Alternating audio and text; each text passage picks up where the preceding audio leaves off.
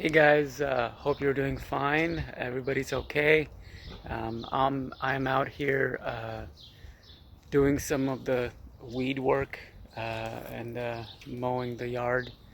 Um, just an update on things. So things have been improving, and I've been doing okay. Slowly, I have been starting to do things that I was not able to do before. For example, clipping my nails. So I'm able to do that now. Um, and picking things up from the ground. Believe it or not, I mean, a trivial thing like that used to be really difficult. Uh, Going up and down the stairs, that is easier. Sitting up and down on the chair, that used to be really hard, and I can do that as well. Um, we have lots of cats, and for a long time when I was going through the surgery, my wife was doing the litter duty, and just recently I started to do it, so I can do that as well. Um, and then exercise-wise, I do a lot of squats. Um, that is something that Annie from Sinai Hospital PT, she showed me. So I can do the squats, and I have a treadmill where I increase it to the highest elevation, and then I walk on that for at least 30 minutes a day. Um, so treadmill, squats, and the wedge that I had purchased from Amazon. So I stand on that, and then just daily walking, doing stuff. The other interesting comment that I want to make was, a lot of people ask me, when you do the lengthening, does it open doors for you? Or, if you were waiting to date, would that make you more confident? And my answer to that is maybe. I mean, it depends. It does indirectly help you. So I'll give you an example. So I'm not a very smart person, but I am a goal-oriented person. So in all my life, I have segmented everything by goal. So, initially my goal was to get a higher education, graduate from university, and I got 2 engineering degrees. And then once I graduated, I wanted to get a good job to, get some money. I did that. Then the goal was to get married. I did that as well, have kids. And then only 2 main things were left. So one was height. In my height neurosis video, I told you that even though, I was successful in everything. I mean, everything that I set myself up to. But still, it was. I knew that it was height neurosis that was stuck in my head. So that was something I needed to fix. So that was one thing left. Second one was a startup company. I had done startup before as well and sold a company before I joined a regular agency, regular corporation. But doing a startup again and height surgery were 2 main things that were left. Now that height surgery is out of the way, I can fully 100% focus on startup. Meet with people, do meetings, plan, engineer, architect the design or the company. And I feel like that if I had not done the leg lengthening, I don't know if I would be able to 100% be committed to the startup goal, because now and then if height started to bother me, then I would be distracted. So that, I feel like you can take that formula in any aspect of your life. If you're dating and if you haven't had the height surgery yet, and maybe if you start to experience the height neurosis, that will affect you or interfere with your dating. If you're applying for a job, if you're a leader, if you're trying to be assertive, any situation you can take. If you're going to the parties or a gathering, it can interfere. So once you have the height surgery, it doesn't matter how much you gain. Just the mere fact that you have gained something and you are not your old height, it improves your life and gives you confidence, and enables you to only focus on what you set yourself out to, like the journey or whatever you want to achieve. So in my case, I'm now 100% focused on the startup goal. You know, to put in perspective, I'm only thinking about height whenever I'm making these videos for you guys. And I want to continue to make videos because I receive a lot of questions, and I know even though I am, working on other things right now, there are a lot of people who have still some questions, or who want to see how does it feel after you get the surgery, how do you recover. So I will try my best to continue to make these videos. The other best thing happened to me is, a lot of times before the surgery, I used to deliberately wear like cowboy shoes, elevator shoes, or select shoes that would lift me up. I mean, they would have increased me in height. So having a good heel was a big deal. And after the surgery, that went away, and now I can really wear the shoes that I really love. I mean, I love those Oxfords, wearing those under my dress pants and stuff, not worrying about, how tall they're gonna make me. And recently I've been wearing those, so that makes me really happy. So it really opens you up. I'll tell you another story. So where I work, I met another lady, and she's one of those individuals that I had told her that I'm going to get this surgery, and why am I going to get this surgery? She's a good friend of mine. And coincidentally or surprisingly, she had gotten the breast implant surgery. And it's amazing that I can almost understand this height neurosis or height surgery thing, that if you talk to somebody and they advise you like, no, you don't need a height surgery, I think you look okay. I mean, I don't know why you're suffering from such issue. Because when she told me that she's going to be going for breast surgery, the implant surgery, I was surprised, and I told her, like, I never saw you as somebody who needs the implant surgery. You look fine.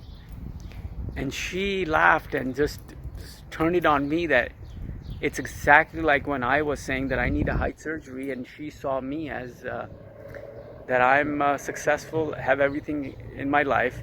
Why the heck do I need this surgery? It's not going to do anything further for my career.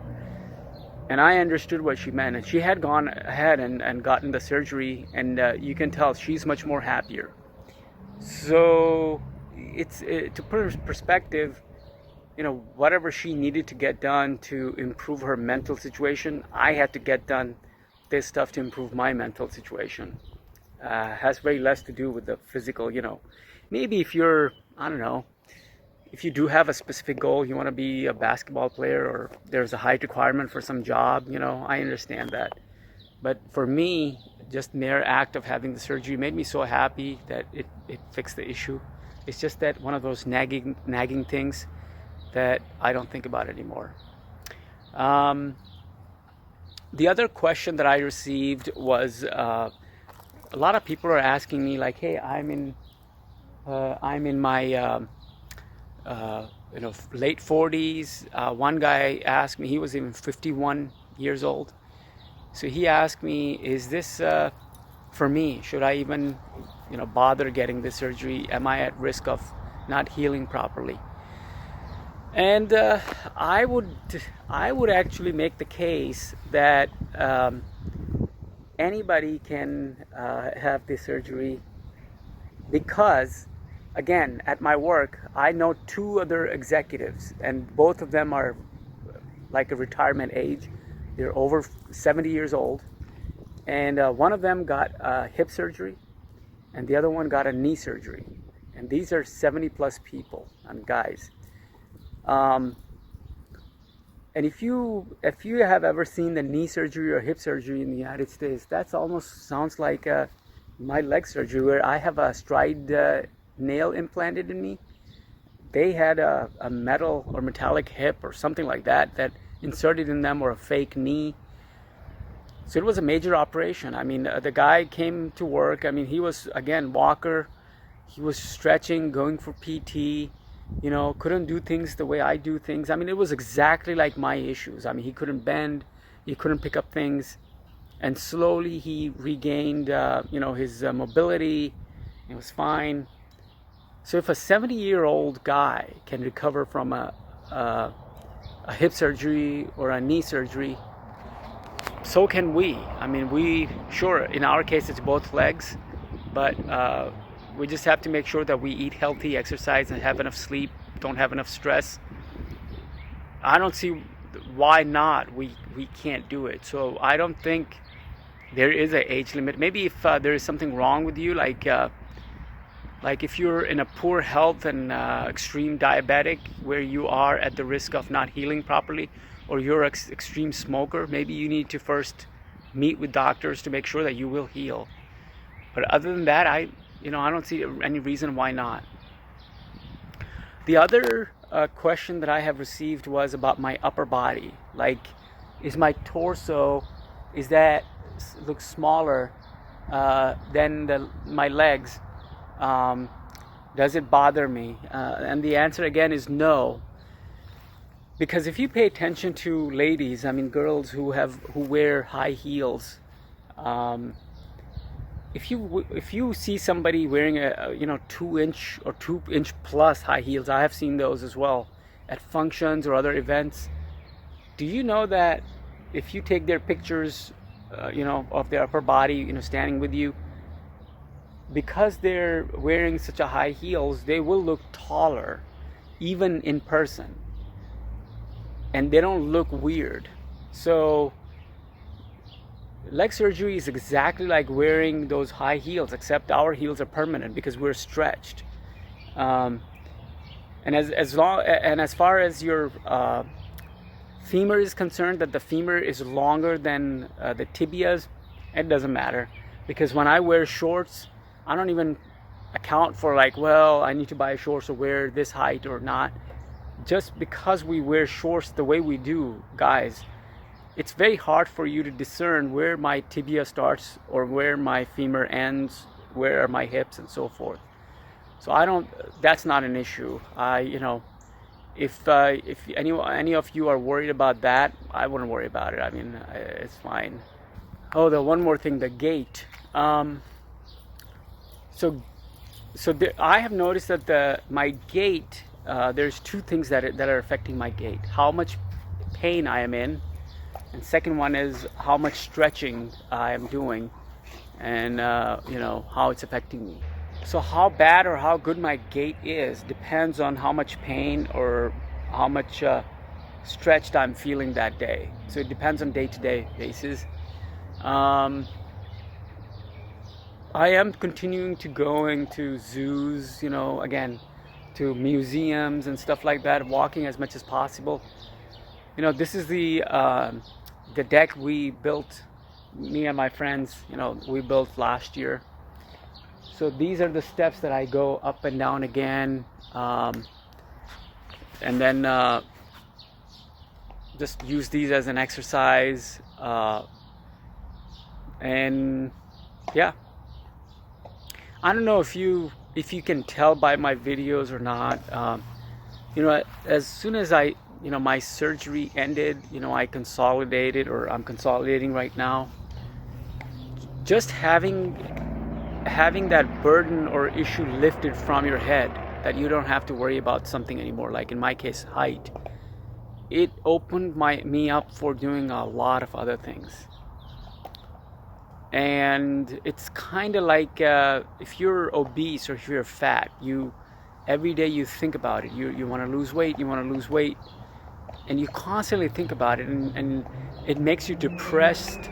And if you're depressed, then you can't do something, and you don't do something, then you turn lazy. You don't turn lazy, things get bad, and then you get more and more depressed, anxiety and other issues, health issues, and it's like a self-fulfilling prophecy and a deadly cycle you can get caught yourself into.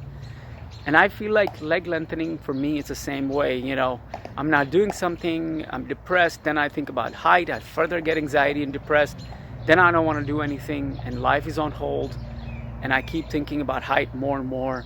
and it just kept on going and going. And now that that's out of the way, it's one less thing that I don't have to worry about. So in obesity case, imagine if you're obese and all of a sudden you magically lose your weight and you're thin, and you're like, okay, well, that's not something I have to worry about, and you're as happy as a kite, so happy as you can be. So that's my situation. I'm happy, going to places.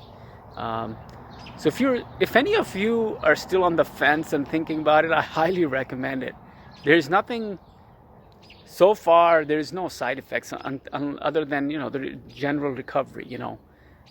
Sometimes it gets annoying if I'm eating like a nut pistachio or something and a shell falls down on the floor, or if I have a trash down, I have to then pick it up, like bend and stuff. That's kind of like a chore. Or the weeding, I told you, like I was very anal about keeping my yard clean and everything, and now a lot of weeds and everything is growing. So I have a choice to make. Either I'm going to have to hire a company to come in and clean everything, or I'm going to have to start doing stuff myself. So, well, that was just a rant for today. So, all right, guys, take care, and wish you all the best. Bye.